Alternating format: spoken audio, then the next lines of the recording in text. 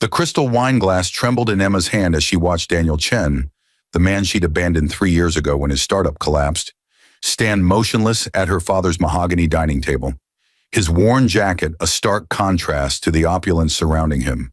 Her sister Victoria's diamond-studded fingers drummed against her champagne flute as she prepared another cutting remark, while Marcus, Emma's current lover, adjusted his Rolex with that predatory grin she'd once found charming. Emma's father, Richard Whitmore, sat oblivious at the head of the table, discussing quarterly reports for Whitmore Industries, unaware that the unassuming man he'd invited as a potential investor was the same person his daughter had discarded like yesterday's newspaper.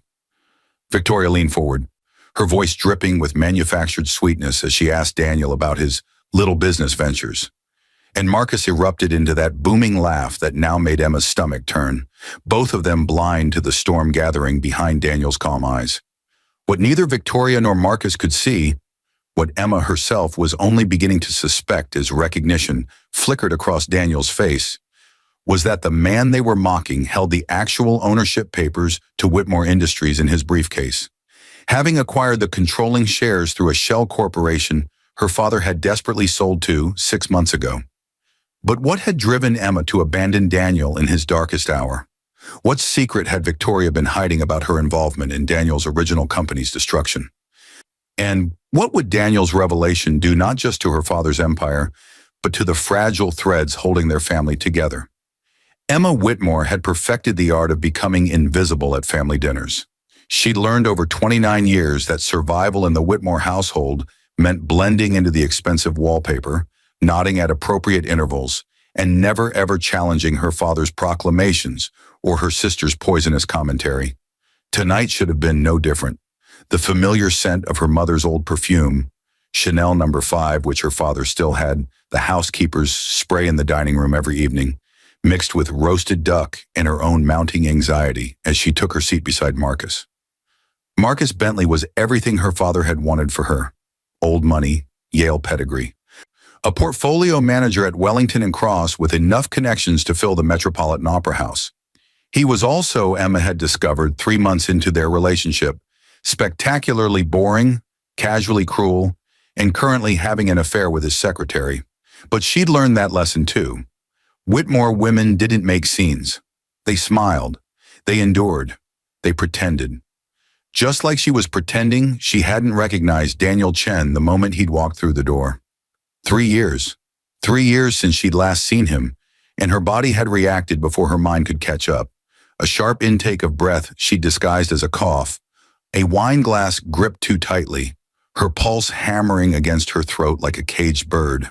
He looked different, thinner, harder. The softness that had once lived in his eyes, that beautiful, naive optimism she'd fallen in love with at 24, had been replaced by something sharper, more calculating. His suit was off the rack, his shoes needed polishing, and there was a small scar above his left eyebrow that definitely hadn't been there before. Emma forced herself to look away, to focus on the baccarat crystal, the Wedgwood china, the ridiculous opulence of a Tuesday night dinner that could have fed a neighborhood. Her father was holding court at the head of the table, his silver hair immaculately groomed, his $3,000 suit projecting the authority that had built Whitmore Industries from a small textile manufacturer into a textile and real estate conglomerate worth $400 million, or what used to be worth $400 million. Emma had seen the private documents he'd left in his study. The ones that showed the debt, the bad investments, the shell company purchase that had saved them from bankruptcy 6 months ago. Mr. Chen, her father was saying, his voice booming with false bonhomie, I must say your firm's interest in Whitmore Industries is quite flattering, though I confess I'd never heard of Horizon Capital Ventures until my lawyers mentioned your outreach. Daniel's smile didn't reach his eyes.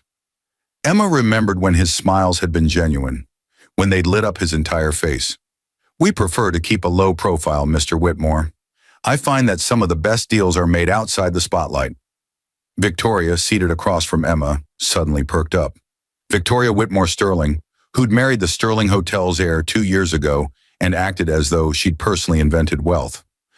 Her blonde hair was styled in perfect waves, Her dress probably cost more than a semester of college tuition, and her green eyes held that particular malice Emma had learned to fear as children. Chen, Victoria said slowly, swirling her wine.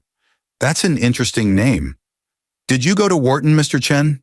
I only ask because Marcus here went to Wharton, and he knows absolutely everyone who's anyone in finance. Emma's grip tightened on her fork. She could see what Victoria was doing. The subtle interrogation, the implication that Daniel didn't belong in their world, the casual racism wrapped in politeness. Marcus, predictably, was already leaning forward with interest, his chest puffed out like a peacock. Stanford, actually, Daniel replied evenly. Computer science and business. Though I spent most of my time in the engineering labs rather than networking events. How industrious, Victoria said, her tone suggesting the exact opposite. And what sort of businesses have you built, Mr. Chen? Anything we might have heard of? Emma saw Daniel's jaw tighten almost imperceptibly. She knew that look. It was the same expression he'd worn 4 years ago when her father had first met him, when Richard Whitmore had made it abundantly clear that a tech startup founder was not appropriate company for his daughter. I've had a few ventures, Daniel said carefully, some more successful than others. I'm sure we all have projects that don't work out as planned. That's when it hit Emma, really hit her, why Daniel was here. This wasn't coincidence. This wasn't random business outreach. Daniel Chen, the man she'd abandoned when his company collapsed, when the investors pulled out, when bankruptcy loomed, was sitting at her father's table discussing Horizon Capital Ventures. The room suddenly felt too hot.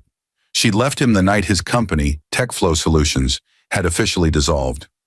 She could still remember every detail of that apartment, the cheap furniture they'd bought together, the wall covered in sticky notes with product ideas, the smell of coffee and desperation. He'd been on the phone with his last remaining investor, his voice hoarse from days of barely sleeping, and when he'd hung up, Emma had already packed her bag. I can't do this, she'd told him, her own voice hollow. I can't watch you destroy yourself over a dream that's already dead. He'd looked at her with such raw betrayal. We can rebuild. We just need time. No. She cut him off, and even now, 3 years later, she could hear the cruelty in her tone. I need stability, Daniel. I need someone who can provide the life I'm accustomed to. This was fun, playing at independence, but I'm not going to be poor with you. She'd walked out. She'd blocked his number. She'd gone back to her father's world, where charity galas and investment portfolios mattered more than passion or loyalty. Within 3 months, she'd met Marcus at a fundraiser. Within 6 months, they were dating. She'd chosen safety over love, comfort over courage. And now Daniel was here. Earth to Emma, Marcus said, snapping his fingers near her face. She flinched. Where'd you go? You look like you've seen a ghost. I'm fine, she managed. Just tired.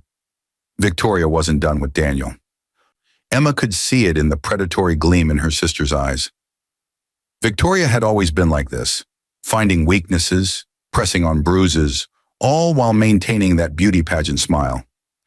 So these ventures of yours, Victoria continued, I'm curious what brings someone from the tech world into textiles and real estate. Seems like quite a pivot. Unless, she paused dramatically, unless the tech world didn't work out. I've heard so many stories about failed startups, all those founders who think they're going to be the next Steve Jobs, and then reality hits. Marcus laughed, that braying performative laugh that Emma had once mistaken for confidence. God, Victoria, you're terrible. But she's not wrong, Chen. The failure rate for startups is what, 90%? It's a young man's game, honestly. Much more sensible to work in established industries. Emma watched color rise in Daniel's neck. Her father, oblivious as always to undercurrents, was chuckling along. Now, let's not be too harsh. Everyone has setbacks in business. What matters is resilience. Isn't that right, Mr. Chen? Absolutely, Mr. Whitmore, Daniel said, and something in his tone made Emma's stomach drop. There was too much calm there, too much control. In fact, I've found that my biggest failures taught me my most valuable lessons, especially lessons about loyalty, trust, and recognizing who your real allies are. His eyes flickered to Emma for just a second, and she felt like she'd been struck. How philosophical, Victoria said. But really, what qualifies Horizon Capital to be involved with a company like Whitmore Industries? I mean, no offense, but you seem rather... She gestured vaguely at his suit, his appearance. Modest for someone representing a serious investment firm? Victoria? Emma heard herself say, her voice sharper than intended. Three faces turned to her in surprise. She rarely spoke at these dinners. That's incredibly rude. I'm just asking questions, Victoria said, her eyes narrowing. Unless there's a reason you're so defensive about Mr. Chen? Do you two know each other? The silence that followed felt like falling. Emma could feel Marcus studying her, her father's confusion, Victoria's suspicion, and Daniel. Daniel was watching her with an expression she couldn't read. We've never met, Daniel said smoothly, saving her, though I appreciate Ms. Whitmore's sense of propriety. To answer your question, Victoria, may I call you Victoria? Horizon Capital's qualifications are quite solid. We've made several strategic acquisitions in the past 2 years. We specialize in companies that are undervalued or facing temporary challenges. Temporary challenges, Richard Whitmore repeated, his jovial expression faltering slightly. I'm not sure what you mean by that. Whitmore Industries is perfectly sound. Daniel pulled his briefcase onto his lap, and Emma felt her heart stop. She knew. Somehow she knew what was coming before he even opened it. Mr. Whitmore, Daniel said, his voice gentle now, almost kind. I think we should speak privately after dinner. There are some documents I need to share with you regarding Horizon Capital and its relationship to Whitmore Industries. What documents? Marcus interjected, his territorial instincts activated. If there's business to discuss about Whitmore Industries, as Emma's partner, I have a right to be involved. Actually, Daniel said, pulling out a folder, I don't think you do. The next 5 minutes unfolded like a car crash in slow motion. Daniel laid out papers on the dining table, right there between the roasted duck and the heirloom tomato salad. Emma watched her father's face transform from confusion to shock to something approaching horror as Daniel explained with devastating precision that Horizon Capital Ventures was a subsidiary of a larger holding company called Phoenix Enterprises. And Phoenix Enterprises, through a series of shell corporations and strategic investments, had acquired the controlling shares of Whitmore Industries 6 months ago when Richard Whitmore had been desperate for an influx of cash to cover his mounting debts. You're telling me, Richard said, his voice barely above a whisper, that I've been reporting to you for 6 months? Not exactly, Daniel replied. You've been reporting to Phoenix Enterprises. I'm simply the founder and CEO of Phoenix Enterprises. I haven't interfered with operations because Whitmore Industries is actually a solid company with good fundamentals. Your management hasn't been the problem, Mr. Whitmore. Your personal investments and your tendency to borrow from company funds to maintain your lifestyle, those have been the problems. Victoria's face had gone pale. This is absurd. Daddy, tell him this is absurd. Call our lawyers. Your lawyers are aware, Daniel said calmly. They've been aware from the beginning. This was all legally executed. I have documentation of every transfer, every purchase, every transaction. Emma couldn't breathe. She was watching Daniel dismantle her father's empire with the same methodical precision he'd once used to code software. But there was something else in his expression now, something she'd never seen before. Vindication, justice, revenge. But why? Her father asked, and for the first time in Emma's life, she saw him look old, vulnerable. Why the secrecy? Why the games? If you own the company, why sit here and let my daughters mock you? Daniel's eyes moved to Victoria, then to Marcus, then finally landed on Emma. When he spoke, his voice was steel wrapped in velvet. Because I wanted to see who you all really were. I wanted to understand the family that Emma chose over me 3 years ago. Marcus stood up abruptly, his chair scraping against the hardwood. What the hell is he talking about, Emma? But Emma couldn't speak. She was trapped in Daniel's gaze, in the weight of choices she'd made, in the realization that the man she'd abandoned because he'd lost everything had not only rebuilt, but had become more powerful than any of them. 3 years ago, Daniel continued, his voice steady, but Emma could hear the undercurrent of pain. I had a company called TechFlow Solutions. We developed software that would revolutionize supply chain management. We had angel investors, we had momentum, and I had someone I thought I was building a future with. Oh, God, Victoria breathed, recognition dawning on her face.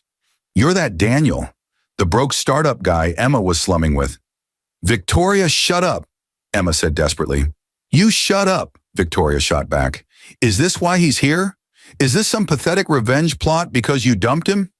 Daniel's laugh was bitter. Revenge? No, Victoria. Business. You see, after Emma left, after my investors pulled out, I learned something interesting. One of those investors was Whitmore Holdings, your father's investment arm, though he used a proxy to hide his involvement. And I learned that the reason my investors pulled out wasn't because of market conditions or product viability. It was because someone had spread rumors about my company, about falsified data, about my integrity as a founder. The room went completely silent. Those rumors, Daniel continued, came from someone who had intimate knowledge of my company, someone who had access to our conversations, our plans, our investor materials, someone who wanted to make sure I failed spectacularly. Emma felt her blood turn to ice as Daniel's eyes moved to Victoria. It took me a year to trace it all back, Daniel said, a year of digging through shell corporations and proxy communications. But I found the evidence. Victoria, you wanted to ensure your sister came back to the fold. You saw me as a threat to the Whitmore legacy, to Emma's place in your world. So you destroyed my company. You used information Emma had innocently shared with you to sabotage every investor relationship I'd built. That's insane, Victoria said, but her voice wavered. Daddy, he's clearly delusional. Why would I even care about Emma's boyfriend? Because I was never just Emma's boyfriend, Daniel said quietly. I'd proposed to her. We were engaged. She was going to leave this world behind, and you couldn't allow that. The Whitmore daughters don't marry down. They don't leave the empire. So you made sure I had nothing left to offer her. Emma's hand flew to her mouth. She'd never told Daniel about Victoria's late-night calls 3 years ago, the subtle comments about his company, the concerns Victoria had shared about his stability, his prospects, his background. At the time, Emma had thought Victoria was being protective. Now every conversation replayed in her mind with horrifying clarity. Victoria, Richard said slowly, is this true? Of course it's not true, Victoria snapped. He's making things up to justify this hostile takeover or whatever this is. You can't actually believe— I have emails, Daniel interrupted, pulling out another folder. Communications between you and Preston Walsh of Walsh Capital Partners. Conversations where you provided confidential information about TechFlow's finances, falsified reports of product failures, even manufactured a fake sexual harassment complaint from a former employee who, it turns out, was paid by an account traced back to you. The enormity of it crashed over Emma like a wave. Her sister hadn't just interfered. She'd orchestrated total destruction. And Emma, heartbroken and terrified of poverty, had walked away without ever questioning why everything had fallen apart so suddenly. Marcus, who'd been silent, suddenly laughed. This is the most entertaining dinner I've had in months. So let me get this straight. You destroyed your sister's engagement, this guy lost everything, Emma crawled back home, and now he's somehow rich enough to own your father's company? How's that even possible? Daniel's smile was dangerous. After TechFlow collapsed, I had nothing to lose. I took the core technology I'd developed, technology I'd been too naive to patent properly, and I rebuilt from scratch. I worked 3 jobs, slept 4 hours a night, and developed a supply chain software that actually worked. Within 18 months, I sold it to a Fortune 500 company for $60 million. I used that money to start Phoenix Enterprises. I've spent the last year and a half quietly acquiring struggling companies, rehabilitating them, and building an empire specifically designed to intersect with everything the Whitmores care about. He stood, gathering his papers with calm precision. As majority shareholder of Whitmore Industries, I'll be calling an emergency board meeting next week. Mr. Whitmore, you'll retain your position as CEO, but you'll report directly to me. Your salary will be adjusted to reflect industry standards rather than the inflated compensation you've been paying yourself. The company jet will be sold. The excessive expense accounts will be eliminated. Whitmore Industries will become profitable again, but not to fund your lifestyle. You can't do this, Richard said. but there was no force behind it. I can and I am, Daniel replied. It's all legal. Your lawyers will confirm it. Victoria stood up, her face flushed with rage and champagne. This is what you are. This is exactly what you are. Petty, vindictive, small. You think destroying our family makes you better than us? You're just proving that Emma was right to leave you. You're trash dressed up in a business plan. Victoria, Emma said, finding her voice finally. Stop. Just stop. Why? Victoria wheeled on her. Are you actually defending him? After everything you said about him 3 years ago? How pathetic he was. How you'd made a mistake slumming outside our world. Emma felt the words like physical blows. She'd said those things to Victoria in the aftermath, trying to convince herself she'd made the right choice, trying to bury the guilt and heartbreak under anger. I was wrong, Emma whispered. What? Victoria's eyes blazed. I was wrong, Emma said louder, standing up. Her legs felt shaky, but she forced herself to meet Daniel's eyes. I was wrong about everything. I was cruel and cowardly, and I abandoned you when you needed me most. I let my fear and my family's expectations turn me into someone I hate. Emma, sit down, Marcus commanded, grabbing her arm. She yanked away from him. Don't touch me. We're done, Marcus. We've been done for months. I've just been too weak to admit it. You're hysterical, Marcus said dismissively. This is clearly emotional. Why don't we discuss this privately? I saw the text from your secretary, Emma said flatly. I've known about the affair since July. I didn't say anything because I didn't care. That's how dead our relationship is. Marcus's face went red, but before he could respond, Daniel spoke. I didn't come here for an apology, Emma, he said, and his voice was tired now. I came here because Whitmore Industries is a good company that was being bled dry by greed and excess. I came here because I'm good at fixing broken things. And yes, maybe part of me wanted you all to see that the man you destroyed didn't stay destroyed. But this isn't about revenge. This is about justice in business. Daniel, Emma started, but he held up a hand. You made your choice 3 years ago. You chose comfort over love, security over risk. I don't blame you for that anymore. People are allowed to prioritize their own survival. But that choice had consequences for both of us. I became harder, more focused, less trusting. And you, he looked at her, really looked at her, and Emma saw pity in his eyes. You became a ghost. I can see it in you. You're miserable.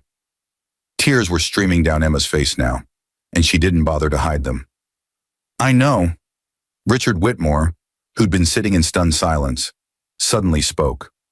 What do you want from us, Mr. Chen? Clearly you have leverage. What's your endgame? Daniel packed his briefcase carefully before responding. I want Whitmore Industries to survive and thrive. I want its employees to keep their jobs. I want honest leadership.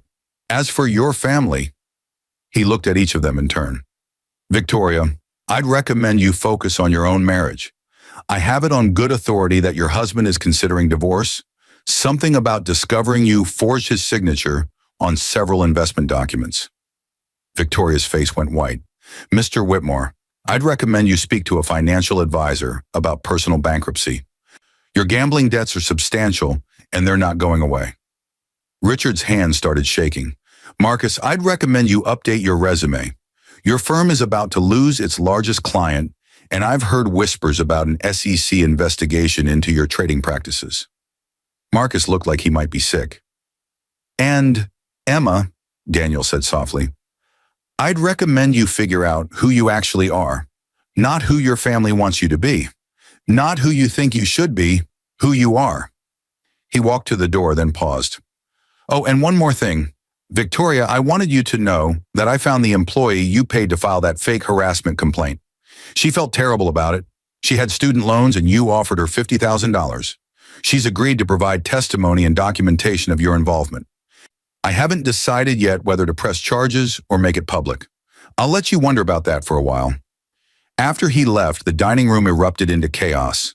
Victoria and Marcus started fighting. Richard was making frantic phone calls to his lawyers, and Emma just stood there, frozen in the wreckage of her family's illusions. She found Daniel in the circular driveway, standing by a Tesla Model S that definitely hadn't been there 3 years ago. Daniel, she called out, her voice breaking. Please wait. He turned, and in the moonlight, she could see the exhaustion in his face. What do you want, Emma? I want to understand. Why did you really come tonight? Why put yourself through all of this? He was quiet for a long moment. Honestly, I came because I needed to see you. I needed to see if there was any part of the person I love still in there. If you were happy with the choice you made. And, she whispered, and you're not. You're trapped in a golden cage, just like I suspected. But here's the thing, Emma. I can't save you from that. I tried to save you 3 years ago by offering you a different life, and you ran. This time, you'll have to save yourself. What if I don't know how? Then you'll learn, just like I did. He opened his car door, then paused. For what it's worth, I did love you. Past tense. I loved who I thought you were, or who you were trying to become. But people are who they choose to be when things get hard. You chose safety. I don't hate you for it anymore, but I can't forget it either. If I could go back, you can't, he said simply. None of us can. We can only go forward. He drove away, and Emma stood in the driveway until the taillights disappeared. Behind her, she could hear her family imploding. Victoria's shrill accusations, Marcus's angry denials, her father's desperate phone calls.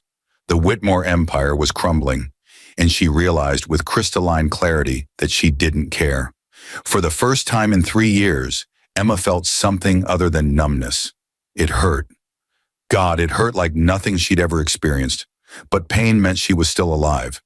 Pain meant she could still feel. She pulled out her phone and pulled up her banking app. She had her own money, a trust fund her grandmother had left her, one her father couldn't touch. It was enough. Enough to get an apartment. Enough to figure out who Emma Whitmore was when she wasn't performing for an audience.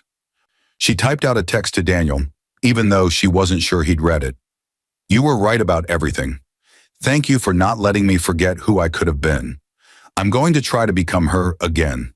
Not for you, for me. She didn't wait for a response. She went back inside, packed a bag, and walked out of her father's house for what she suspected would be the last time. Behind her, the Whitmore family dinner continued its implosion. Ahead of her, the night was dark and uncertain. But Emma had learned something watching Daniel tonight.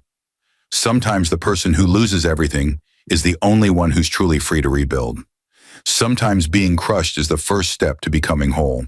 6 months later, Emma would hear through mutual acquaintances that Daniel had transformed Whitmore Industries into one of the most innovative textile companies in the region, that her father had been quietly moved into an advisory role, that Victoria was divorcing her husband amid scandal. She'd also hear that Daniel had started dating someone, a fellow entrepreneur who ran a sustainable fashion startup. It hurt, but not as much as she'd expected, because by then, Emma had her own apartment, a job at a nonprofit she actually cared about, and for the first time in her adult life, she was building something that was entirely her own. She'd stopped performing, stopped pretending, stopped choosing safety over truth. She never saw Daniel again after that night. Some stories don't get fairy tale endings where the abandoned lovers reunite. Some stories end with people learning that the worst thing you can do is abandon yourself. And sometimes the greatest gift someone can give you is showing you exactly who you've become and forcing you to decide if that's who you want to stay. The Whitmore family eventually recovered financially, though they never recovered the illusion of invulnerability. Richard retired early. Victoria moved to Europe. Marcus faced charges that were eventually settled out of court.